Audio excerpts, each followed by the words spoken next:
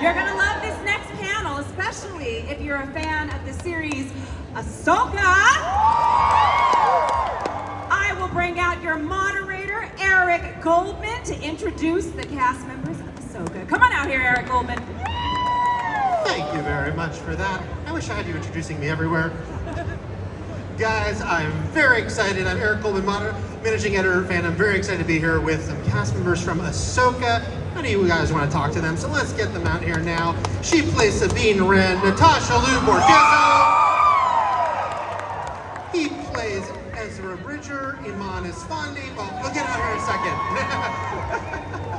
Yeah. Come on out, guys. Natasha, Eman. Eman. She plays Shin Hadi Yvonne Sakhno. And she plays Morgan Elsbeth Diana Lee Inosanto.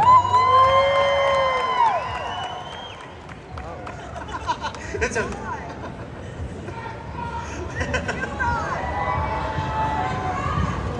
So, I'm going to start out this panel being a little meta, guys, because Star Wars, when you join a Star Wars project, you gotta keep secrets, obviously. And even before it launches, you have to be careful what you said. And then the show premieres, and the strike was going on for very good reasons, but you still couldn't talk about it. So what's it like to finally be able to acknowledge everything that happens to your characters in the series, and in one case that you're in the series, Ahsoka? Thank you guys so much for coming. The strike was really painful not to get to be able to interact, but the positive side of it was that I feel like the show got to exist by itself without commentary, and the story got to kind of stand on its own. So I tried to take that positive, but I really wished I could interact and respond, and it was really painful not to be able to. So finally I can say thank you so much for watching the show. I will echo the same thing. Hello, everybody. It is nice to be here. It's nice to say anything about the show. I was watching at home and really, really wanting to just say that I'm Jabba. You know what I mean? Just say that I'm the new Jabba the Hutt. Because that's great. Huge twist. Huge twist. So it's an honor to be here. Thank y'all. We wouldn't be here without y'all. So thank you. Hi, everyone. It's so meaningful to be here with you because the last time I got to interact with you, I think was Star Wars Celebration in London. Yeah, and just to now see you, and after Shin and Balin has gotten to be in the world, it's just so meaningful, and getting to see you, interact with you, it just means the world. It's so cool. So thank you so much for having us. All I can say is I love you fans. You guys are amazing, and we appreciate all the love and support, and I'm so grateful to you.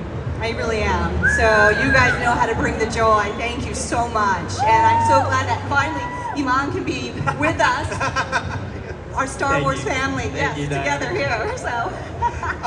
Natasha, I know you talked about how you watched all Rebels beforehand. You knew the backstory. There was this huge reveal about your character that kind of threw all the fans too about the apprenticeship under Ahsoka. What was your reaction finding out sort of that this was a curveball Dave was throwing you as far as something huge that happened in her past? Yeah, I mean, I was learning about the character's background as the show was happening too, because there was all these little breadcrumbs that were left by other characters saying things. And I mean, it's, Sabine makes a lot of bad decisions in the show. I think we can all agree. But I really just loved her journey because it's not perfect, and I think that her story makes her more interesting because there's moments where it's really hard to love her, and that's really interesting to me. So I loved playing her for that reason. I think a lot of people do love Sabine though. Iman, what was your sort of prep like? If you hadn't seen Rebels, there's certainly a lot of research you could do on your character. So was there sort of that immersion you were doing as well? I admittedly, which if you would have found this out prior, you might have taken my head off, but maybe now you don't think that. I didn't watch all of Rebels. I didn't want to get too caught up in the younger version of Ezra. I felt very connected to an older Right. version, the way he was written. And I watched the episodes where he had scenes very intimately with like Sabine and the Spectre crew and Ahsoka in particular. And just to understand that dynamic, obviously the hologram, the Yes. final message. And also my TikTok became flooded with the scene, rest in peace Kanan. So I was like inundated with a lot of it, but I didn't watch it until after the show because Dave and everyone else who was directing me were so like reaffirming, like, no, that's Ezra. Oh, that's also so Ezra. And we'd be backstage like, that's so Ezra of you. And I was like, okay, so then I think we're good. Like, I'll watch it later. So I didn't actually do the immersion thing until all the way after shooting. That's So Ezra would be a good spin-off title, by the way. Ivanna, I found your character so fascinating. I mean, her and Balin, because we've seen Jedi and we've seen Sith, and even Ahsoka, who left the Jedi, still obviously kind of, she's like the best of the Jedi. But then we have your character who's something different, something new. You know, she's a mercenary, she's a bad guy, but she's not the level of Sith evil. So was that kind of interesting for you to figure out how evil, how bad do I play this? Because this is this new dynamic for a character with the Force. Totally, yeah. I think it had a lot to do with getting to know Dave and his understanding of what that area of gray is, and we got to know Balin and Shin together with Rey from scratch, sort of. So we got to create them from the very beginning, and I owe so much of what Shin is to Dave, to Rey, and his presence on screen, their relationship, and that gray area. You know, it's not absolute, so it's more or less about your relation to the light and how far away you are from the dark, or vice versa with Shin. And I really think that towards the end, because we kind of see her be a little bit more towards the dark, then kind of meeting Sabine, meeting Ahsoka, and beginning to question, meeting Sabine, meeting Ahsoka, beginning to ask herself questions that she necessarily didn't ask before. So I think that actually by the end of the first season, she truly was left in that gray area by herself, because before that it was, you know, Balin's approval was her reward all along, and she's now beginning to carve out her path. So I think it's just surrendering to whatever comes along in that journey, and just understanding that it's not absolute and allowing that to happen. And then, Diana, you had this interesting in here as far as you were on this great episode of The Mandalorian that ended up kind of being a backdoor pilot for Ahsoka. How much, you know, at the time, because obviously Thrawn gets name dropped in that episode, but, Dave, I don't know, how much was being kept close to the vest? Were you given any kernels of what was to come, or what her full sort of deal was? You mean back when I was doing Mandalorian? Yeah. No, I didn't even know that Ahsoka was even a possibility. Oh, wow. I honestly didn't know. In fact, I didn't even know my name was Morgan Elsbeth until the night the Jedi episode appeared on Mandalorian, season 2 episode. I was just stunned. I'm like, I got a name. I just knew I was the Magistrate. So, and I know everybody was like, oh look, Grogu's named Grogu, but I had no idea about Morgan. It had being Morgan until Rosario said the character's name. So that gives you an idea of the kind of secrecy that they keep, So yeah, I wasn't privy to it. And then when I found out that I was going to be possibly considered for Ahsoka, ironically, I was at Disneyland with my family when I got the call from my manager, and I just literally screamed and cried in the middle of Disneyland. So yeah, it was kind of crazy how that happened, but I tell you, it was beautiful, because when it felt real for me that Ahsoka was happening is when we had our first Zoom table read, and then that beautiful chemistry that we were building in real time on Zoom. I loved it, so I was so happy. This is a question for any of you to jump in on, because all of you either wielded a lightsaber or fought against a lightsaber. You were in a lightsaber fight even if you weren't holding a lightsaber. I'm just curious, what was the training process for that like in general? And my second part of this question is, I remember Ewan McGregor famously saying on the prequels, him and Liam Neeson couldn't stop making lightsaber humming noises, and I'd be chastised and told to stop doing that. And did you have that problem as well? I would. Ivanna, go. Okay, so repeat the question. Oh, what was the training? What was the training process for the lightsaber fight like? And did you make the noise on set, or Oh were you? man, oh okay, so yeah, there was a lot of noise making on set, especially like coming from Ray. Like he would just always go kind of boom, boom, boom. You know, so you can't really help yourself. It's yeah, but it was great. I think especially getting to work with Natasha quite a bit. It was just a lot of training. We got to know one another from training and getting to know Ming as well, being led by her. There's a lot that comes along with getting to know your lightsaber. I think it has to do with, like, it's a meditative process as well, and showing up for yourself in a physical way that I don't think I've experienced before. But yeah, a lot of noises were made, and maybe still are made to this day. Comes with the territory. Yeah.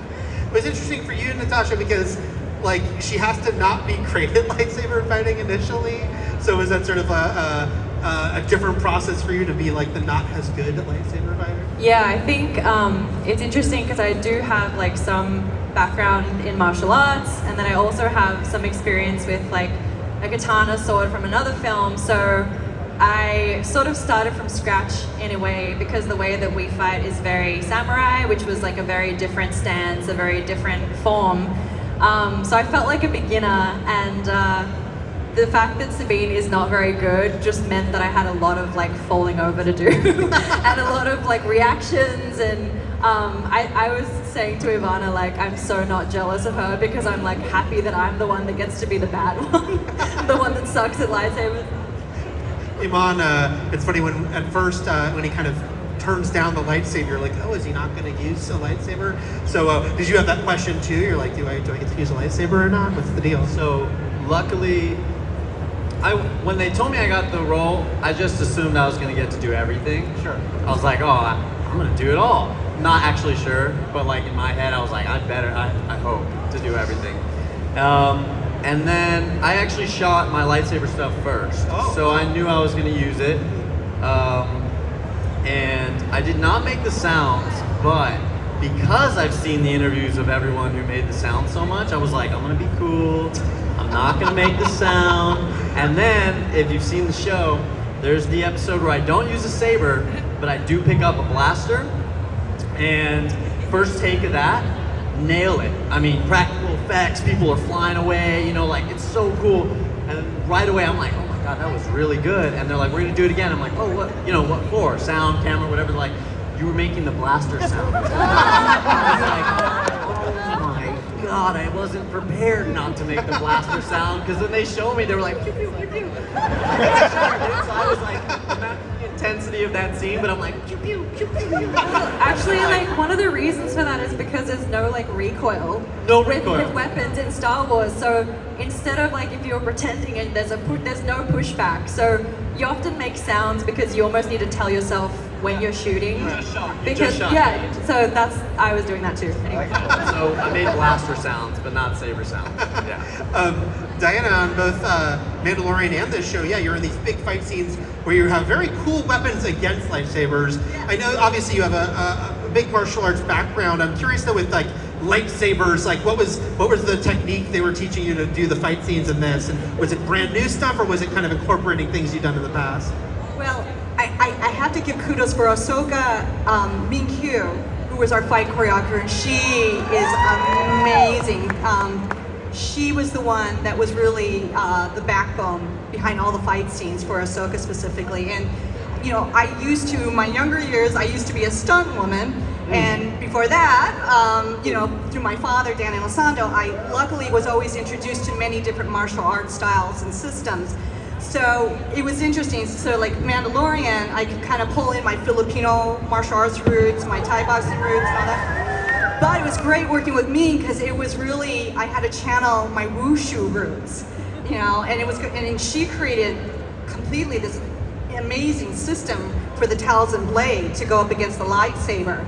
You know, that whole thing with putting my hand on the blade as the fire is going, I mean, that's me, Q, bringing, you know, inventing that. And I just thought that was just brilliant, so unique. And as far as making sounds, I mean, like with the Beskar spear was more like ching, ching, ching, when I was doing that. And then, you know, with the talisman blade, I was like, whoosh, whoosh. That's all I could think of in my mind. That was it. Those were my sound effects. So. Shout out Mean Cube. Shout out Mean Cube. Yeah, thank you. She should be here. Go Yeah. see her. She's And the reason we fight well. Yeah, and our stunt team. You know, our Yes. doubles. Our doubles. Yes, yeah. So we're loving them. Natasha and Eman, there's obviously the scene when these two characters are finally reunited after so long. I love that scene, and I loved how there is this sort of tentative nature to it. And I know some people thought, they should have like run to each other and hug, but I like that it was like a little awkward. Did you guys discuss, how do we play this? This is obviously a huge deal in Star Wars lore, but also these characters. How would they react to each other? It was funny because on the day we sort of discussed it and we were like, what does feel right? Like it's almost like such an epic moment. You want to like cry and run to the person, but then at the end of the day, you just have to do what's comes out naturally as Sabine and Ezra, and they're just old friends who would be like, hey, I casually gave up the galaxy to find you, but hey. Like, Me, no You know, questions no big deal. asked. Just, what's up, dude? Thanks for finding me. You know? It was very organic. Yeah, it was very like Star Wars in that casual nature of something that should be so much more serious, I think. yeah, exactly. Yeah. That was great. And then Diana and Ivanna, your characters, it was such an interesting thing where it's like, along with Rey's character, the three are working together, but it's not like they're all on the same agenda or belief system. And there's definitely some tension with your two characters. Is there any sort of underlying respect there, or is it just like, we're working together because we have to work together, and we'll just see this job through? It's so interesting because we had a saying, the bond of the baddies, and so we were very close on the set. So it's interesting actually how the editing was. I was actually more fascinated by the editing choices, But I think for me, I just felt like my character had a job to do, and she was going to fall in order, and Baylan was my right-hand man, and she was there to do what she has to do. But it's kind of funny because behind the scenes we were just so close. So it is interesting how it came to be on the screen. I don't know. With what all you that thought? being said, and with all the deep love that I have for you and our bond of the Betties, speaking from the Shin side, there's something fishy about Morgan. It's just, she has a bit of beef with the witches, I think. I think because it's quite unknown for Shin who Morgan is and her intention, for lack of a better term, there's something like unorthodox in Morgan and how she chooses to interact with the Force.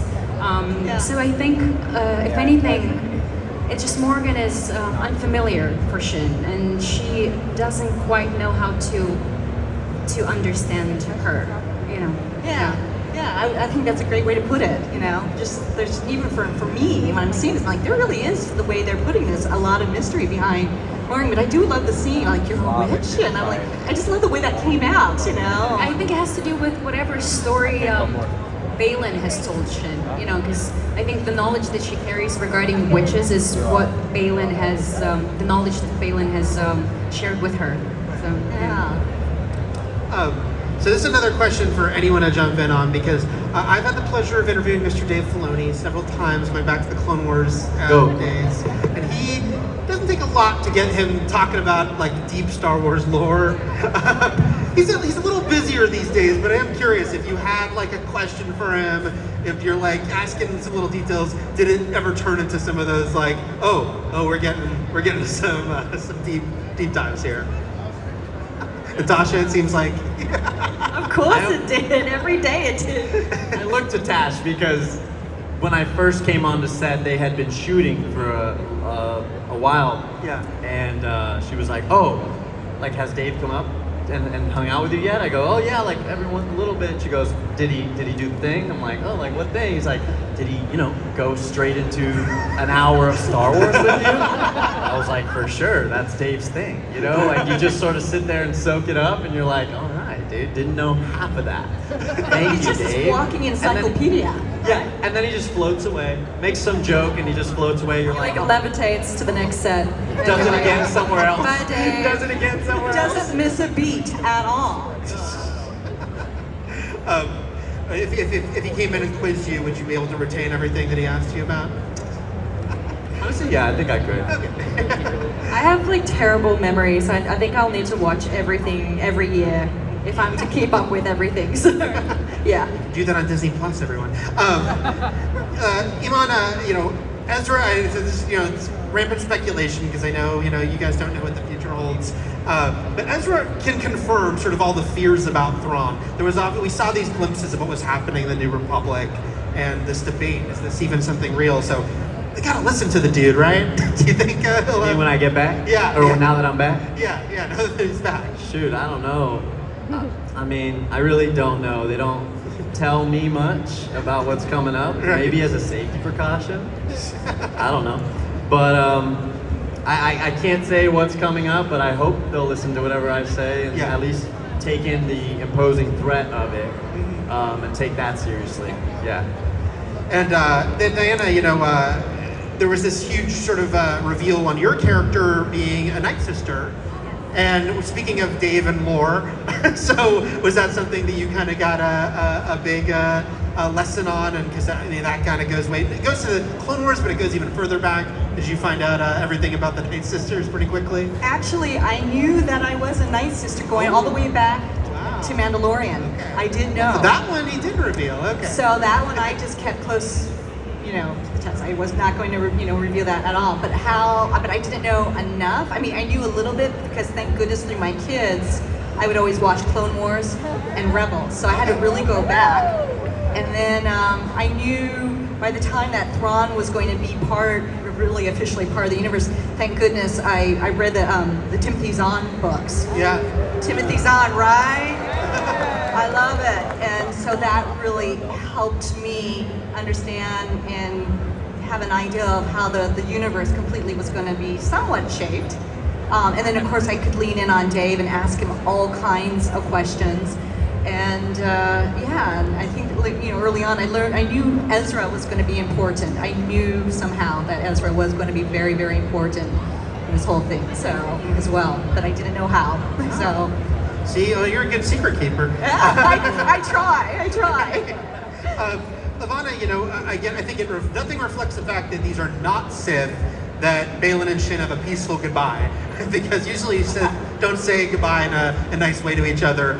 Do you think, how much, obviously she has her own sort of goals and she's very forthright, but does she have any regrets, you think, that they couldn't sort of stay on the same wavelength more, her and Baylan, as he kind of goes off on his own journey? It's a difficult question to answer because I think we will really know regarding her regrets and thought patterns in the future if we get the chance to tell that story. But personally, of course, I think if anything, she is learning maybe the heartbreak for the first time of being left alone because Baylan is her family and working for him and working with him, getting to know his world is the only admiration and love she's ever known. So of course, I think there's a lot of turmoil, and she's within the storyline. Even in the first season, we see her break down kind of more and more. But I think in order to create a better future for herself, whatever that might be, and whatever that might look like. And the way we leave up, the finale was so interesting, and sort of the way things, where the characters were left off. And Natasha, I'm curious, she had this goal, Sabine, she would do anything to get Ezra home. And she succeeded in that goal, probably not exactly how she thought it was going to succeed. Ahsoka tells Sabine that they're kind of exactly where they need to be. Is that something you think Sabine can kind of accept? Or is this a sort of tricky situation for her as far as accomplishing something, but ...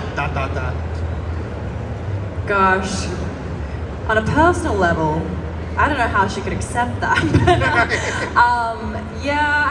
I don't know. I think Sabine probably feels bad about how blind she was, but then again, above all, she trusts her master. She trusts Ahsoka, and if Ahsoka says that they're exactly where they're meant to be, then she's brought some peace by that, I think. Yeah, whether she agrees with that, I don't know. She probably still feels a bit guilty. Right. I hope she does. A little bit, sure.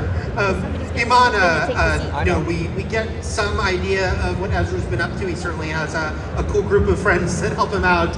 But how much have you, whether you've discussed it or not, how much have you thought about sort of what his life was like out there during all that time, and the chainmail and all these little things, signs of what happened to him? I'll say nothing else about the chainmail. I'll say nothing about that. But it's one of those things, like, as an actor approaching a role, when you're questioning, like, okay, so this is where they find me. Yeah. So then as I arrive here, what was I up to? Like, what was I really doing? And some of that is answered in the sense that I joined this nomadic tribe of the Noti, and they give you that cool pod. And, but interestingly enough, just as a parallel, I had been in like a very meditative, sort of isolated space myself for the like the 6 months prior to a few months of learning about Ezra. And so I was having like this very like almost alone on an island experience in my real life, and just like meditating, grounding, all that stuff. And then I come into this character and they're like, yeah, you've been stranded on this planet with this peaceful nomadic tribe. And I'm like, well, that just sounds like me hanging with my homies. You know what I mean? Like, I think I've been doing that. You know, I can relate to that pretty easily. So I didn't. And the theories about what you and the Noti were getting up to on your own, which was hilarious. Just hanging. We would like make jokes that they would have like a show every week when they would like force him to do the force, and they'd be like, Ezra, and he's like, carrying a bunch of I'll stuff, move a like- rock, yeah, great. My friends had a theory that I was around fire with like rapping with them. I was I gonna was say, getting the musical Noti and having theater. concerts with the Noti, like, you guys are gonna listen to this. They don't even know what I'm saying. They're like, so maybe those. That's so Ezra. There you go. Diana, we sadly said goodbye to Morgan. But look, there's some weird stuff going on here. The witches, Dead Rising. Should we count her out for good, do you think? I have no idea. I have no idea. So we'll just, I don't know. We'll have to wait and see. But it was quite a moment, wasn't it? It was. Were you forewarned about your death, or did you find out? Say that again? Were you warned about your death ahead of time, or did you see in the script? No, to me, it's just part of the storytelling process, you know? And so I knew early on that this was going to be the process, you know, and I was fine with it. One thing I did want is that her weapon would be used against her. That I made a request, and they worked that in. So the Talisman Blade would be part of the process of her last breath.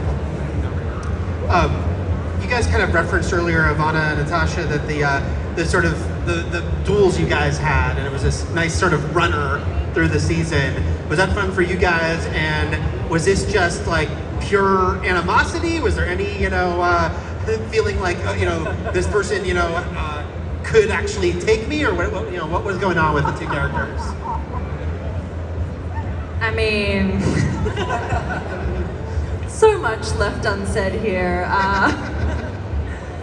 I think Shin and Sabine, as the fans have reacted to the, shall I call it chemistry? It's a good word. It's a good word. Yeah, we felt it filming. We were like, these characters have this crazy magnetic connection to each other, and sometimes, not in the best way.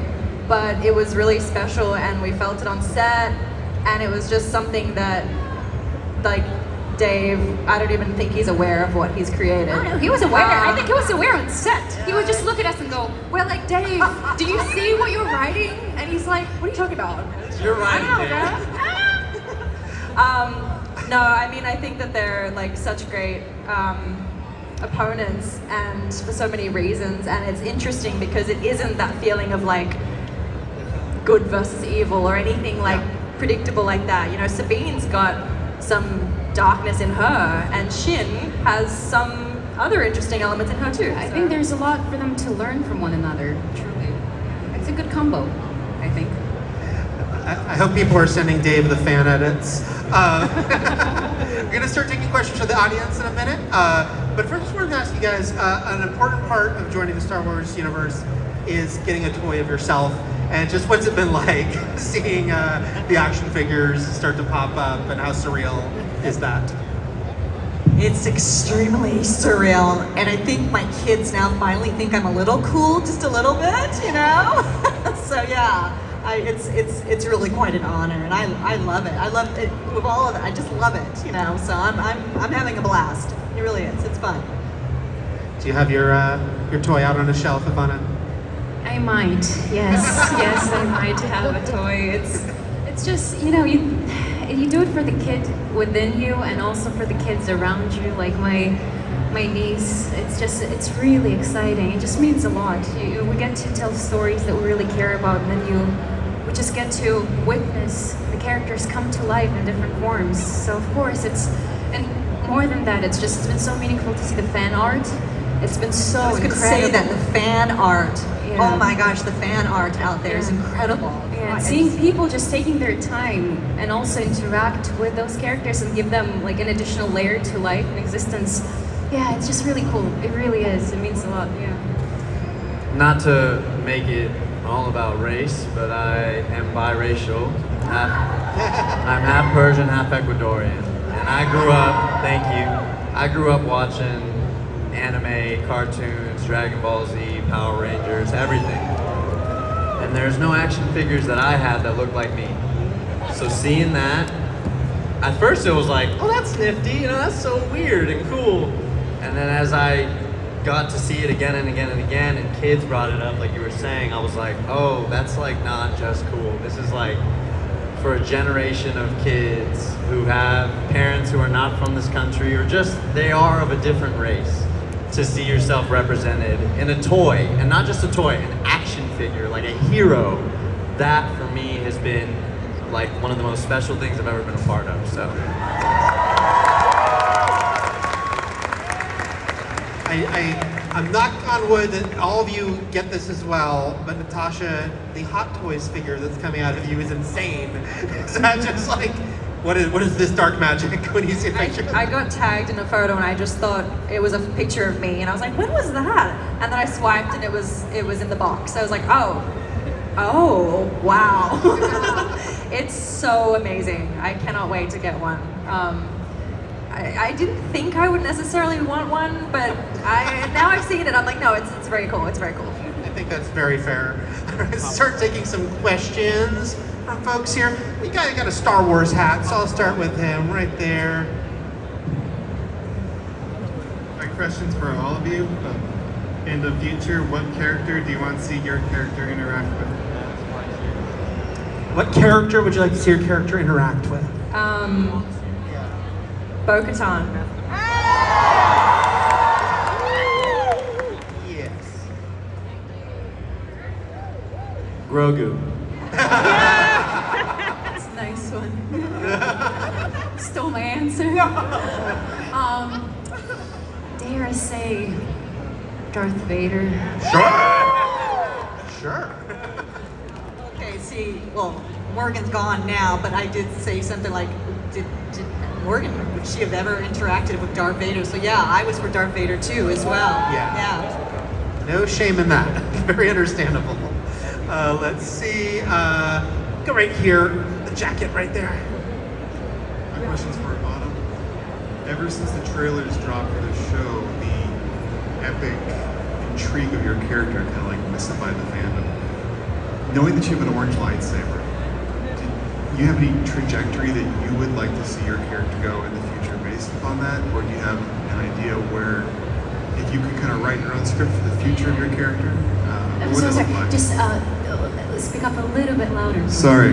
Knowing that you've got an orange lightsaber and how we saw your character end at the end of the show, if you could write the script, the trajectory for your character, what would that look like?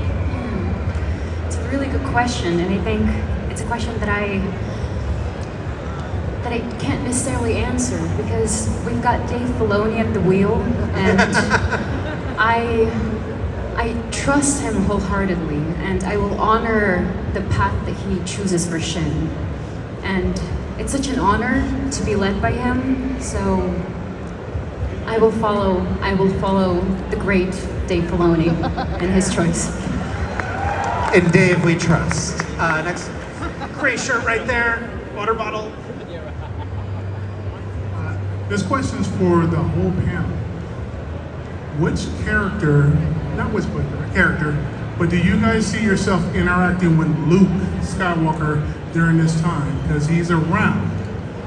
And how do you see your purpose going forward?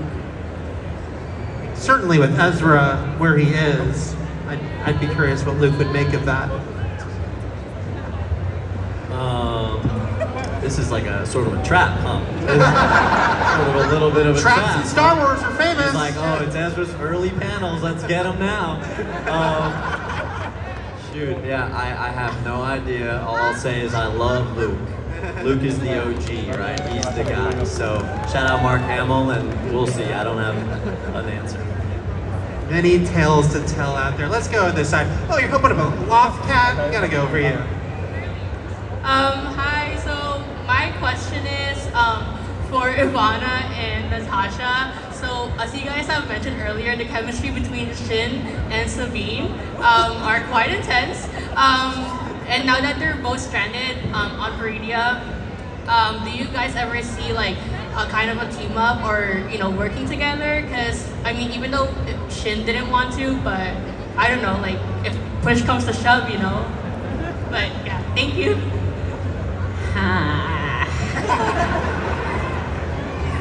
Who am I it's to another ponder publicly about the future of Shin and Sabine? I don't know. We don't know. We but really- I hope so.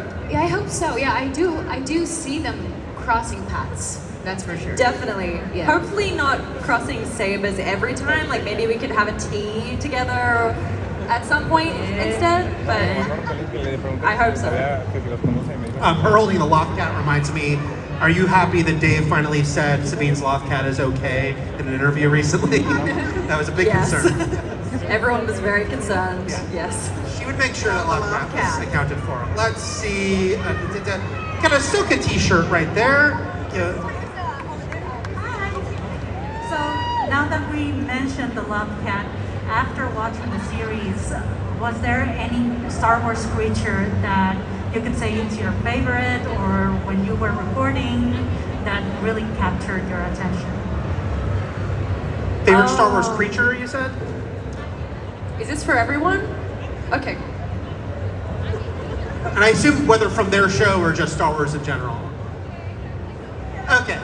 Favorite Star Wars creature? I'm biased. I really love the Noti, and they're amazing on set, and they were being puppeteered by incredible people, and they were making the sounds too. They were like, so they were like walking them around. So just like that was one of my first earlier scenes on set, and I come on set and Tash is like sitting by a campfire with them, and she's like, hey, and I'm like, oh wow, and then like sitting with a bunch of them. So I love the Noti personally as well.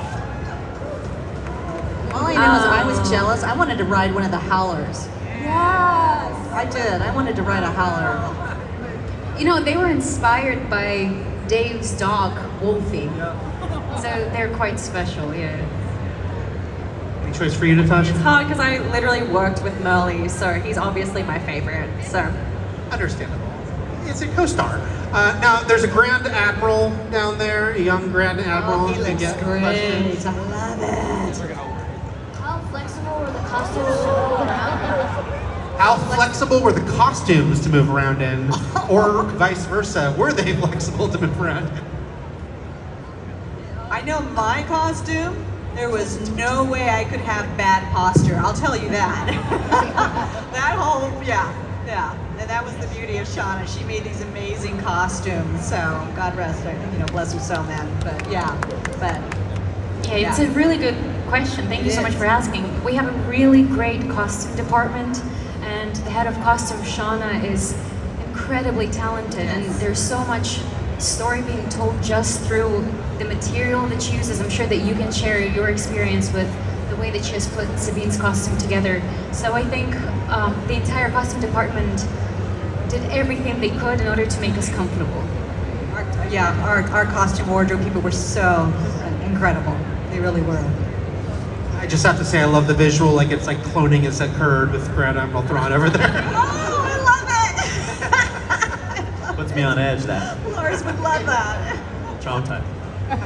Your costume looked pretty comfy. I am very lucky. My costume was like a robe, like a bathrobe. I could move around in that thing like nothing, like butter. But the Lethal costume, the younger Ezra costume, could not step more than 2 inches. So, but I only had to, I was very free. I was very lucky.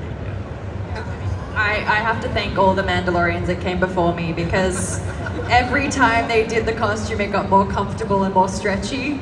And I actually met Katie and we were talking about that. And most importantly, they turned the jumpsuit into a 2-piece, so you could go to the bathroom 10 times a day like I do. So it was great.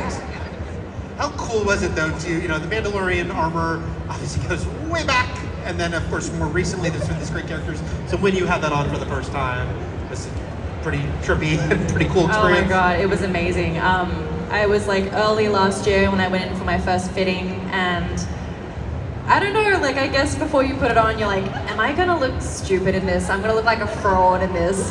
And then you put it on and you're like, oh, okay, yeah, I can do this.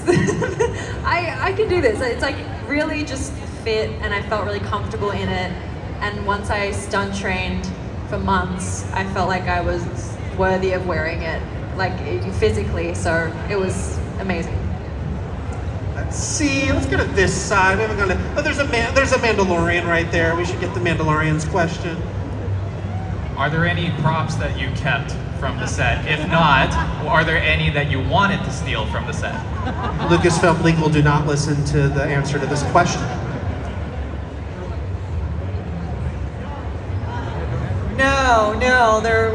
No, we weren't. But the hakama, the pants, although I think a lot of people think it was a skirt that I was wearing, I would have loved to have kept that. It was beautiful the way Shauna and the wardrobe department designed the hakama that Morgan Elsbeth was wearing in her fight scenes. And I forgot to say too, by the way, I had 2 costumes. I had a fight costume because the intensity of the fight I had to do with Rosario, it required a second costume so I could move around a little bit more easier, and I could have maybe poorer posture if I wanted, so yeah. I kept so many things.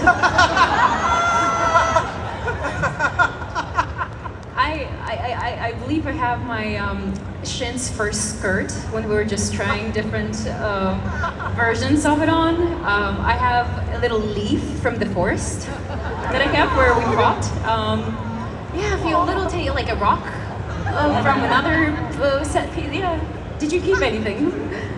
I didn't know that was a thing. Like, everyone's like, hey, I what'd saw- you take? I'm like, what? I could have taken some stuff? I saw Rosario just like stealing a leaf to herself, and I my. was like, I'm gonna just. I wish I kept had. a few things too. Yeah. Name one. What's the least problematic one to talk about? I may have been told that I could keep Sabine's leather jacket, which is pretty cool. What? That's a pretty good That's what one. I'm saying. This happens, This is why I don't want to answer these questions. Let's see. We'll go. Got Mandalorian shirt and a hat. Go right there. Appreciate it. Considering the different circumstances that Sabine and Shin were in when training with their respective masters/mentors, what would you say would be the similarities or differences between them in the way they practice the Force? Great question.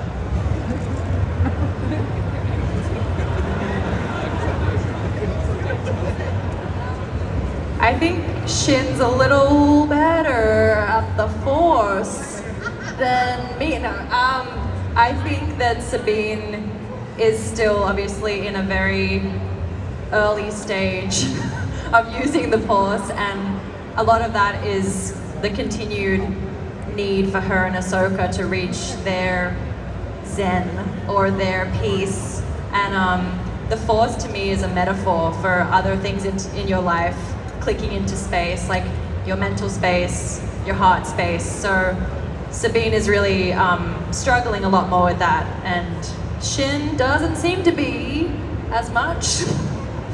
It's such a good answer, but I so agree that it translates into everything else that surrounds you. And you kind of can see Shin struggle even with her fighting technique a little bit more towards the end because she gets more and more conflicted, not being able to control herself as well. But she's got so much to learn as well. She's only, I think, in a way, in the very beginning of becoming who she's meant to be.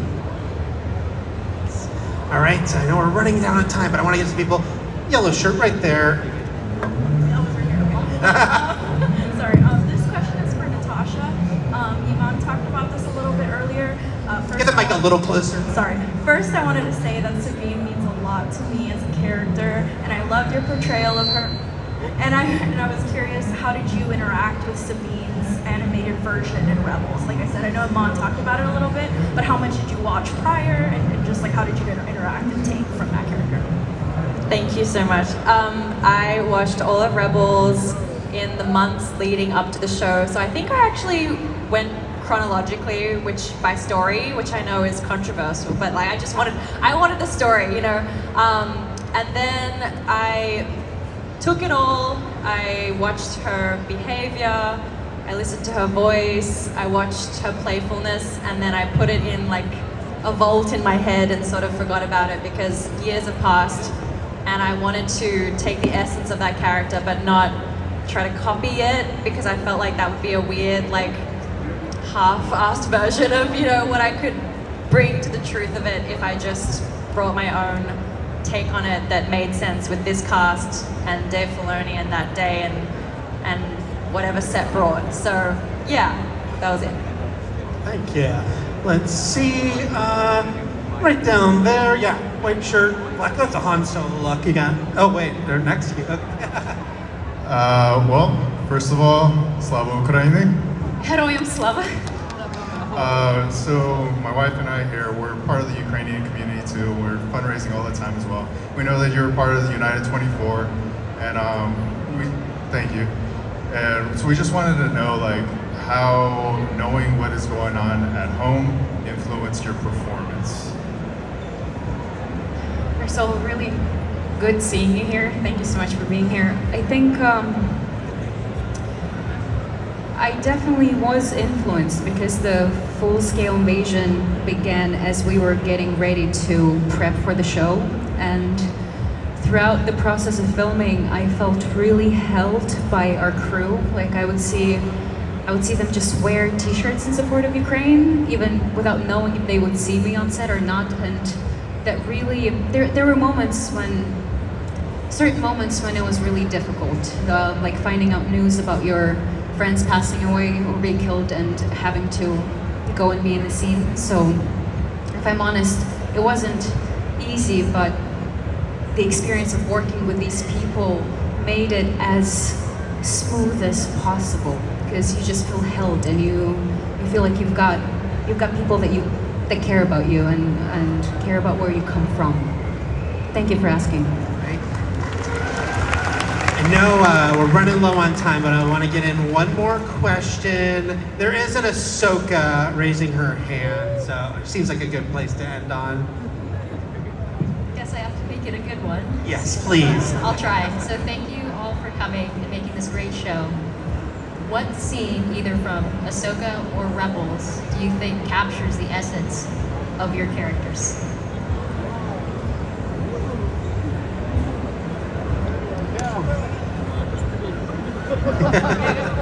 Okay.